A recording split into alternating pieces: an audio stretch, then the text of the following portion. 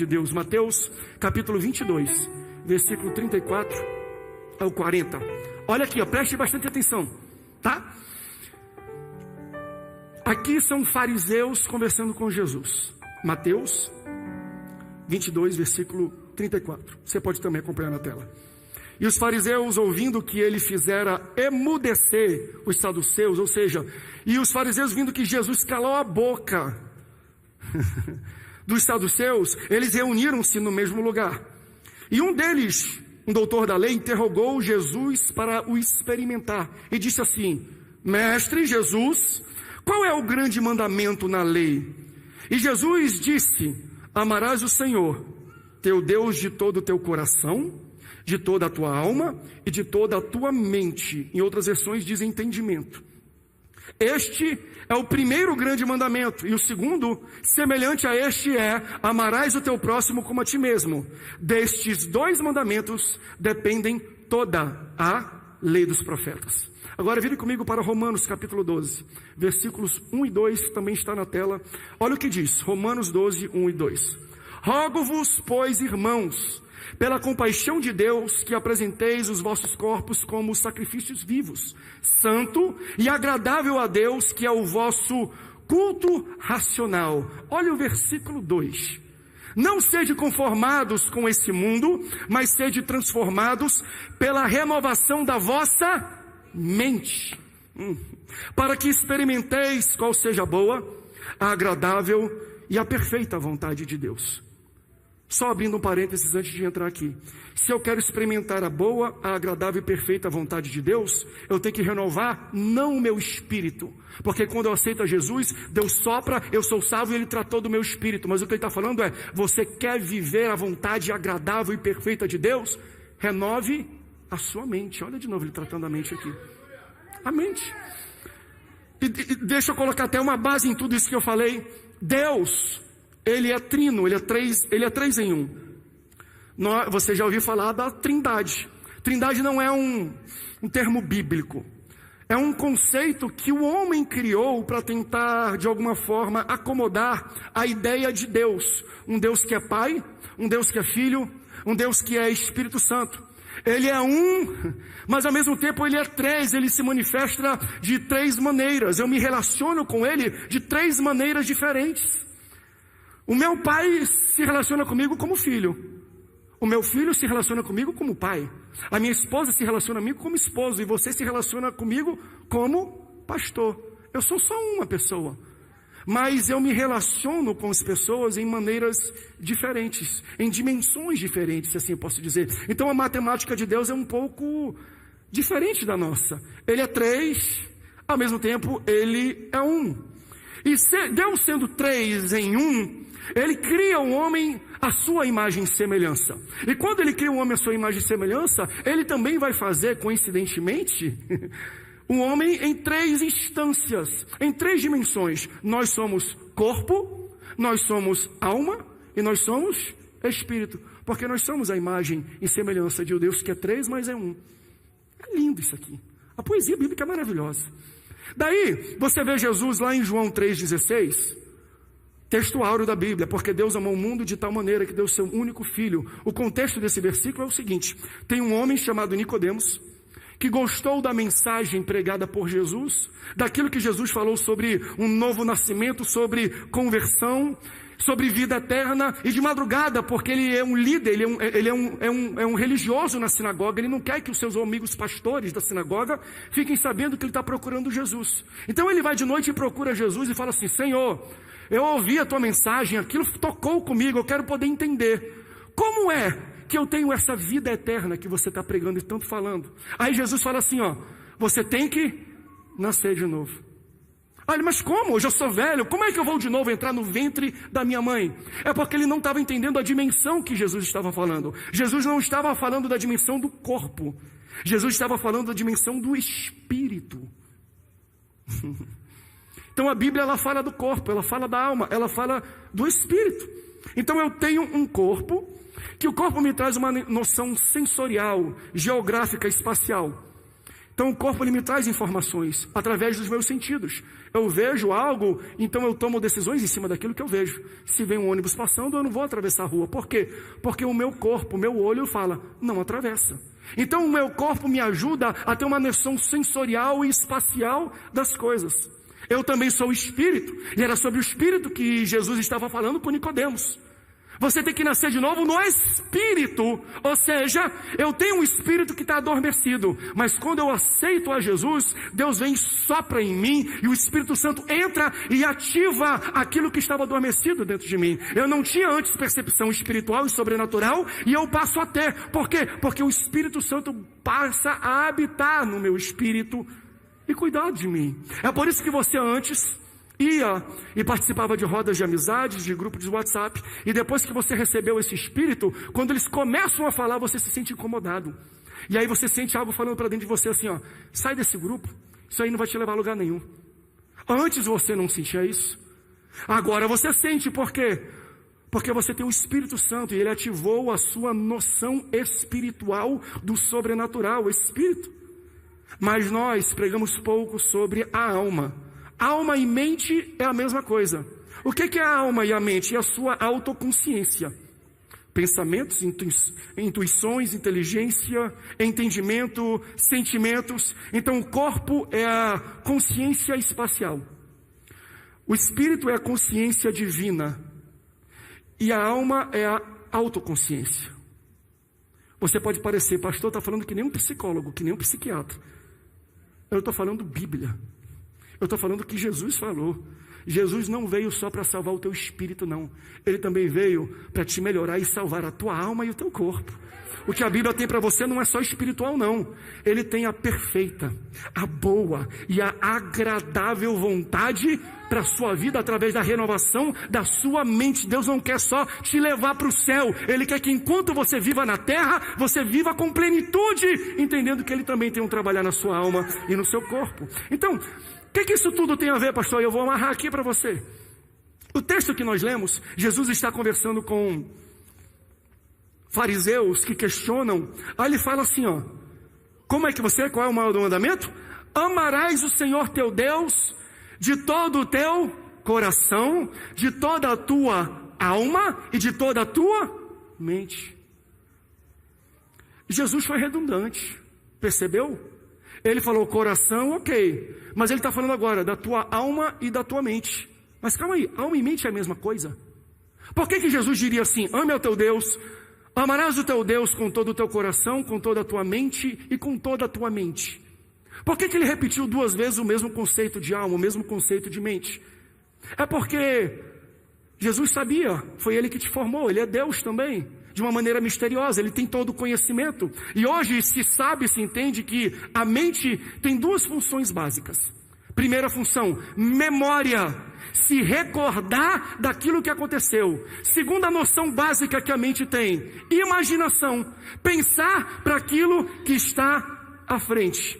Então, o que Jesus está falando aqui é, ame a Deus com todo o teu coração, com toda a tua memória e com toda a tua imaginação. Ame a teu Deus com todo o teu coração, com tudo aquilo que você tem registro que aconteceu no passado e com tudo aquilo que você pensa que vai acontecer com você no futuro. Meu Deus! Sabe por que muita gente às vezes não rompe na vida, não consegue quebrar alguns recordes? Porque a sua mente só está vivendo com a memória do passado.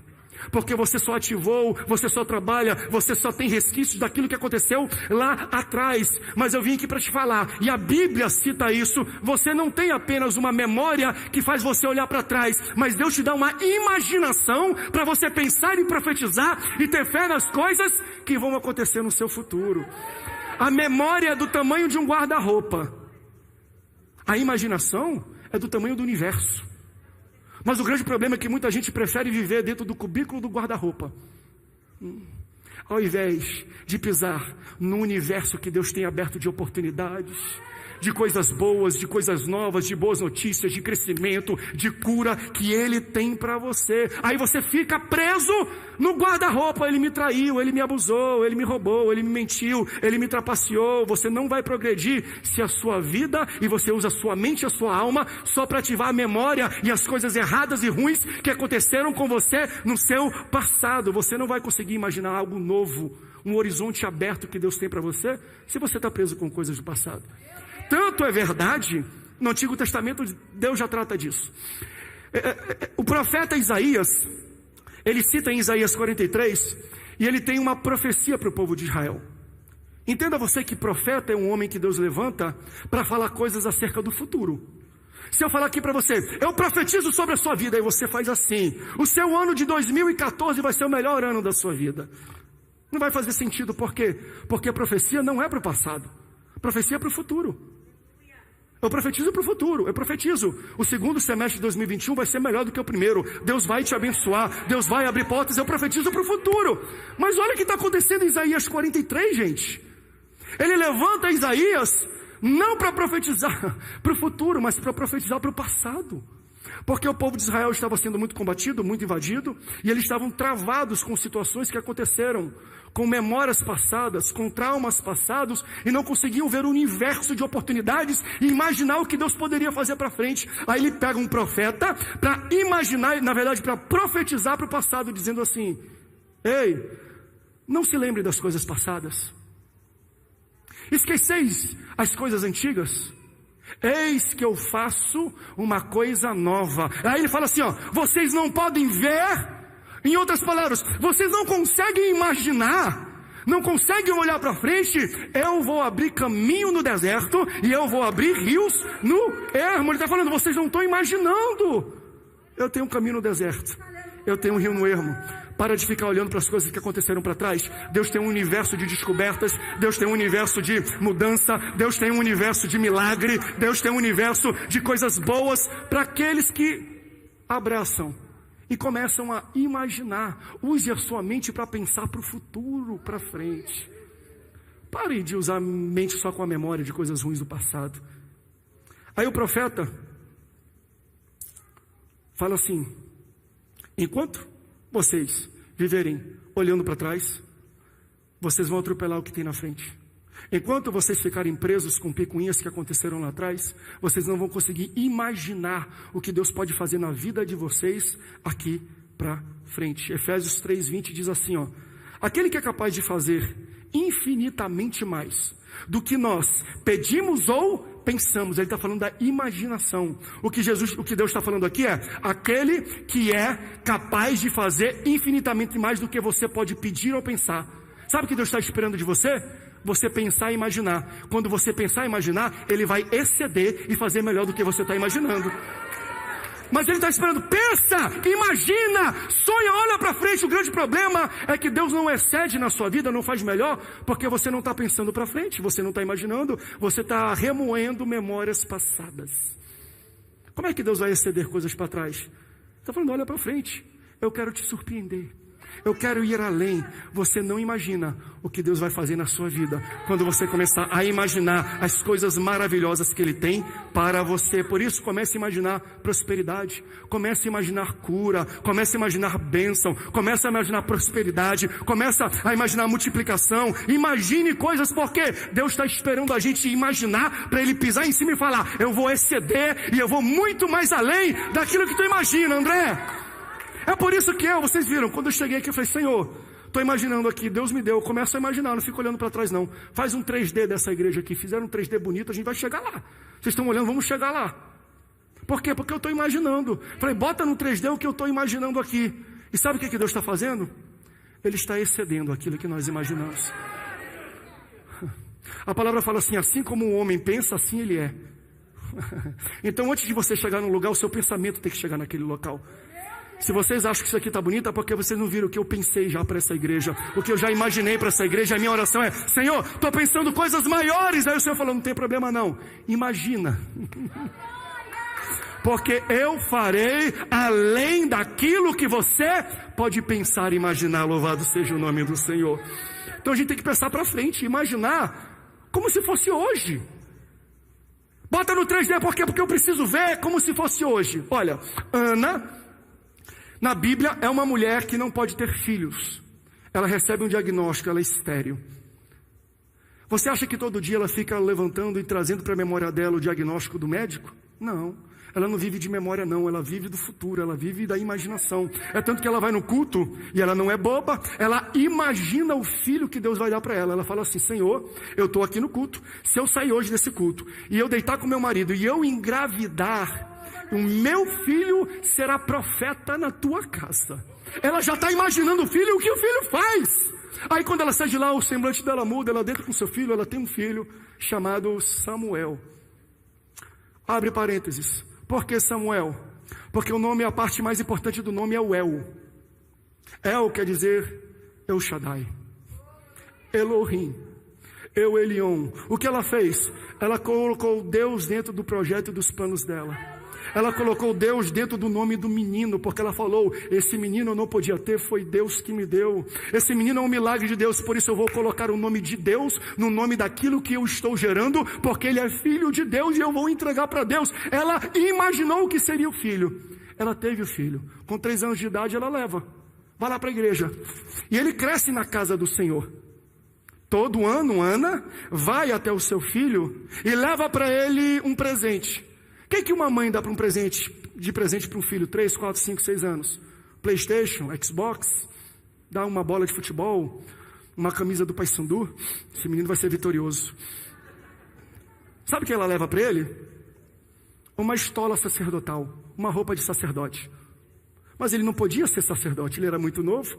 Mas não era uma roupa oficial, era uma réplica, era uma falsificação, pastor Salvador. Era um simbolismo. O que essa mulher falou é: eu imaginei ele profeta, então eu trago roupa de profeta para ele se acostumar, porque um dia ele vai vestir a original. Sabe o que ela está fazendo na mentalidade dessa criança? Meu filho, vai se acostumando, porque eu estou te vestindo do teu futuro. Então o que eu quero trazer aqui para você, está na hora de se vestir do seu futuro. Você não é o que você está, você é o que Deus te fez. Qual é o sonho? O que você imaginou da sua vida? Vista-se disso. Imagine que Deus vai exceder. Quem foi Samuel? O maior profeta, o maior sacerdote, aquele que fez a transição do tempo dos sacerdotes, dos profetas, para os reis, aquele que ungiu 2 reis, aquele que Deus falava e bradava através da vida dele, e acontecia. Está na hora de muita gente começar a imaginar o futuro e se vestir hoje como se fosse no futuro. Deus está esperando isso de você, que você mude a sua mentalidade. Mas muita gente está presa, muita gente está travada, estancada, sem movimento, dizendo: pastor, a minha vida está travada. Não é a sua vida que está travada, é a sua cabeça que travou. Não adianta você mudar o espaço físico se o problema não é o corpo, é a alma. Pastor, está dando tudo errado, eu vou mudar de emprego, eu vou para outra empresa. Quando você chega na outra empresa, você vai ser demitido pelas mesmas razões que você foi demitido da primeira empresa. Você só mudou de lugar, mas não mudou de mentalidade. Então, para você mudar situações na sua vida, não é mudar o local, a coisa física, mas renovar a sua mente. Pastor, eu vou mudar de esposo. Eu tenho que pegar pessoas aqui, ou de esposa, porque está dando tudo errado. Você vai casar de novo e vai dar os mesmos erros, porque você tem que começar a mudar a sua mentalidade sobre o que é casamento e por que você casou. Senão você vai refletir e repetir os mesmos erros diante. Não é mudar de lugar. Transformai-vos pela renovação da vossa mente. Não seja conformado. Você não supera aquilo que você não conhece. Você não pode ir além daquilo que você sabe. O que eu estou falando é: a sua oportunidade e porta será do tamanho do seu preparo, do tamanho do seu entendimento. Estude.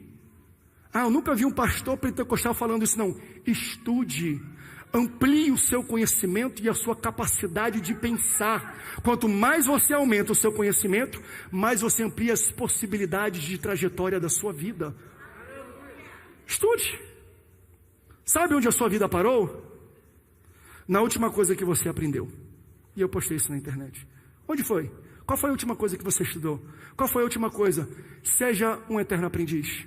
Quanto mais você amplia a sua mentalidade, o seu entendimento, o seu conhecimento e a sua mente, mais você amplia a sua capacidade de crescimento, de imaginação daquilo que Deus está fazendo. Eu estou pregando isso aqui para alguém. Eu sinto no mundo espiritual Deus arrancando raízes de pessoas que estão paradas, travadas em cima de uma amargura do passado. Deus falando, apaga um pouco as memórias do passado e começa a usar a tua imaginação para ver que eu estou abrindo caminho no deserto e rio no erro, rapaz. Mas pastor, é errado lembrar das coisas do passado? Não, não é isso que eu estou dizendo. O que eu estou dizendo é, se for para lembrar, lembra das coisas boas. Não é Lamentações 3? Quero trazer à minha memória aquilo que me dá esperança. Sabe o que é isso aqui? É o que Daniel faz. Daniel, ele vai para o vale, tem um gigante enfrentando o povo de Israel e ninguém vai. Aí quando ele chega lá, ele fala assim, eu vou enfrentar esse cara. Não. E ele usa, olha que bonito, né? Na mesma ação ele usa a mente para a memória e a mente da imaginação. Memória, olha a didática dele. Ele vê o gigante e ele fala assim, eu já matei leão, trouxe da memória. Eu já matei urso. Leão assusta pelo rugido, urso assusta pelo tamanho. Agora eu estou vendo um homem que grita alto como leão e é grande como urso. Grito eu estou acostumado de ouvir, e urso eu estou acostumado a matar.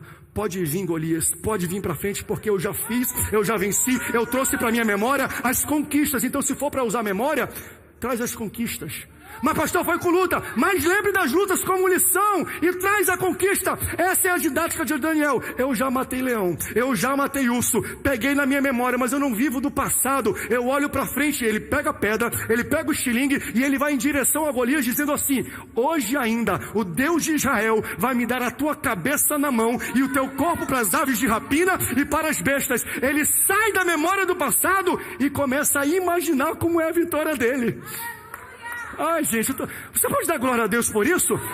Eu não estou numa sessão de coach aqui, não. Estou pregando o evangelho de Jesus para você. O que Deus está falando é, traz as conquistas do passado, mas olha para frente, porque Deus vai querer que você imagine, e o que imaginar, Ele vai exceder, Ele vai além daquilo que você pode pensar. As experiências do passado te capacitam para viver os gigantes do presente. Mas Deus está esperando. Cadê a transição? Pensa para frente. Imagina, igreja, vamos imaginar São José dos Campos salvo aí dentro aqui desse lugar? Imagina isso, irmão. Vamos imaginar a pandemia terminada. Vamos imaginar, porque morreu X, porque começou lá atrás. Para de pensar para trás. Daqui a 2 meses está todo mundo vacinado. Já vamos começar a pensar na frente. O que a nossa igreja poderá fazer? Porque a gente vai poder entrar na casa, no hospital. O que nós vamos fazer para alcançar a nossa cidade que sai de uma pandemia, de uma guerra? Que tipo de notícia, que tipo de memória nós vamos trazer? Mas o que nós imaginamos? Deus vai entrar e vai exceder aquilo que essa igreja imagina. Fique de pé. É rápido hoje. Pode tocar aí.